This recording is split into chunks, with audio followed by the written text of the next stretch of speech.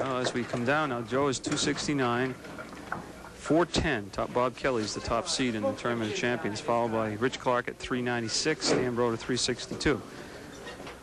So I'd definitely say Dan Broder's 362 is in jeopardy.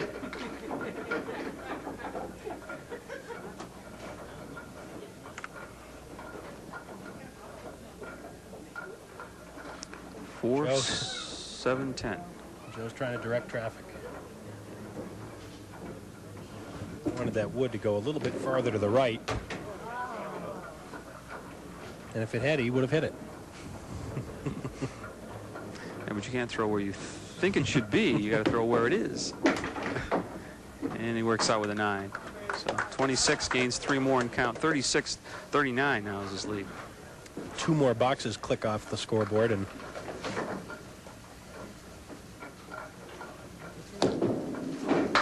well, there's a big ball for Gary Carrington, another 9 drop. Yeah, the strike way back in the 8th frame of the first game. Hasn't had one since. There's the spare in the 3rd.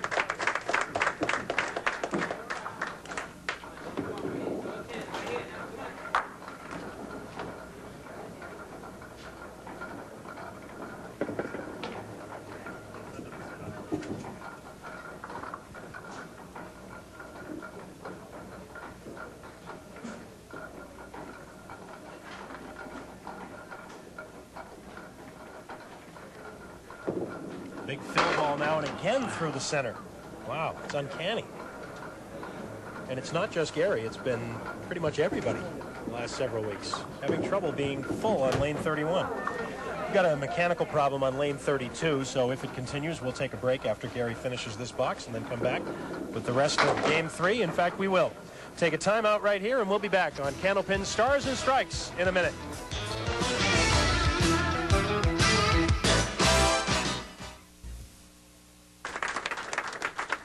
Joe Ashline now as we resume in game 3.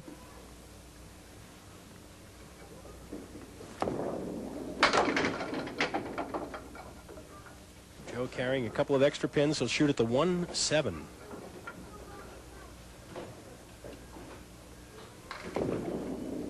Got it. Joe is on today. He's had 14 marks in 23 boxes. A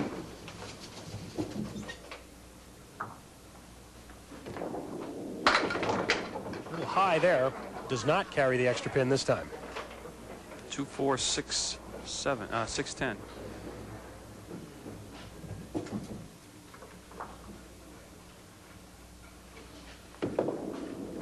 And he's got it, another one.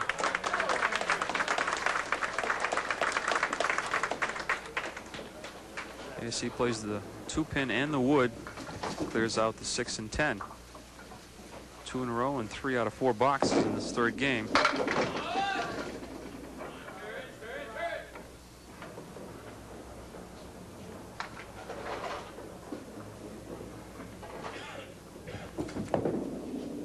Oh, great slide, and it doesn't carry the 10. Wow. Gary didn't have much of an angle on that wood, but he got it to jump over there. Not enough for the 10-pin, though.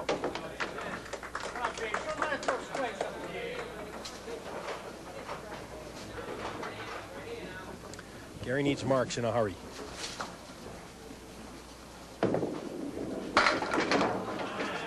At last, a pin kicked out on lane 31 and a spare leave. 2-4. Nope.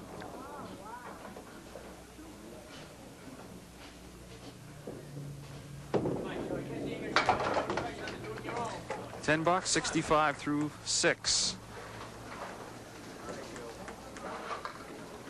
And now we'll start to watch the total for Joe Ashline.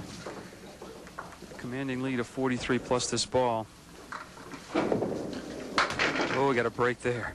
Looked like a half Worcester going down. He threw his arms up. He thought he was going to get 2 or 3. We dropped 7. And all of a sudden, picks this up. You can start looking at Bob Kelly's score. Oh, yeah. 3 in a row.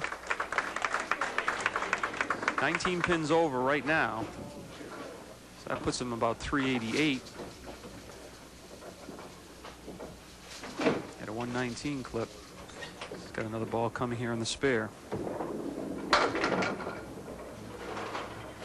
You know, by his body English, he knows exactly what he needs. Oh, yeah. I'm sure both of these guys were aware of the 410 when the match started. Because that's another one of their buddies, too, is Bob Kelly. That's right. So. Well, Joe would need a 141 to tie Bob Kelly. Now, that shot tells you a lot. Instead of taking the Yep. 2 in a corner, he went for the head pin, trying Yep. to get 3 or 4.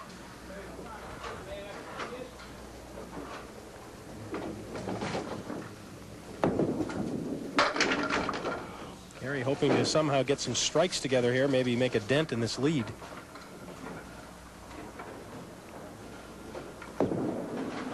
He'll take the spare in the 7th. Mark number 8 for him, and make it mark number 9.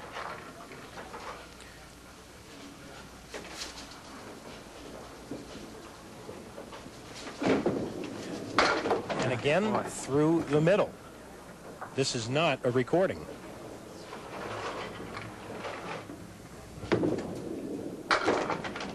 Oh, gave it a run.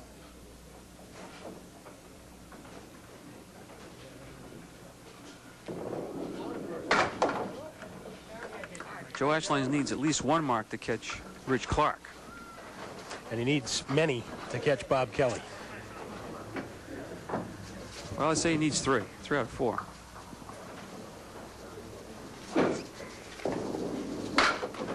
Ooh. This is not one to start with.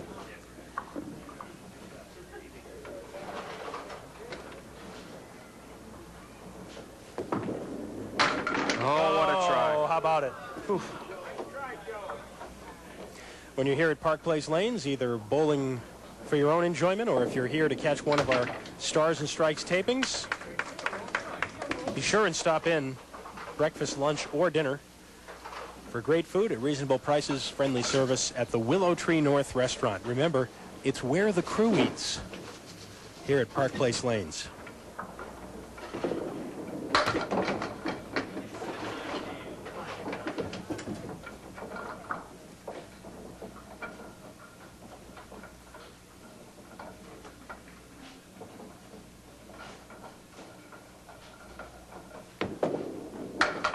Well, Joe needs 3 marks to catch Bob Kelly, and there's one of them right there.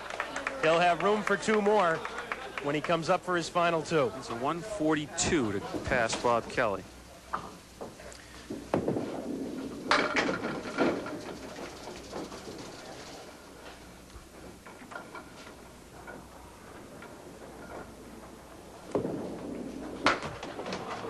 Just not in the cards for Gary this week. 1 in the 3. He chops out just the head pin.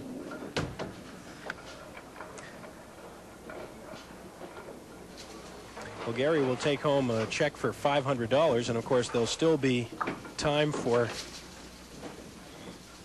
him and time for other qualifiers, as there will still be 2 spots open in the Tournament of Champions.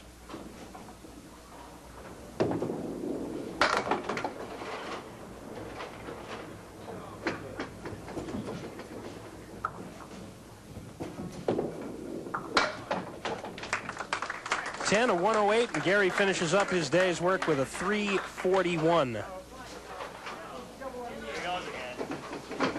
Now the suspense turns to Joe Ashline and his final score. Remember, the 2 scores he's looking at right now, the second seed at the moment is Rich Clark with a 396. And then above him, Bob Kelly with a 410. He's at 370 right now, plus this ball. Oh, and wait a minute. let's see. Wait a minute. He'll get that. Big pin right there. Sure was. Not only a 9 fill on the spare, but it gives him another shot at legitimately another spare. The 10 pin. Well, you heard Joe. You heard Joe. That would not have counted even had it come back, because the ball did not hit anything on the plate.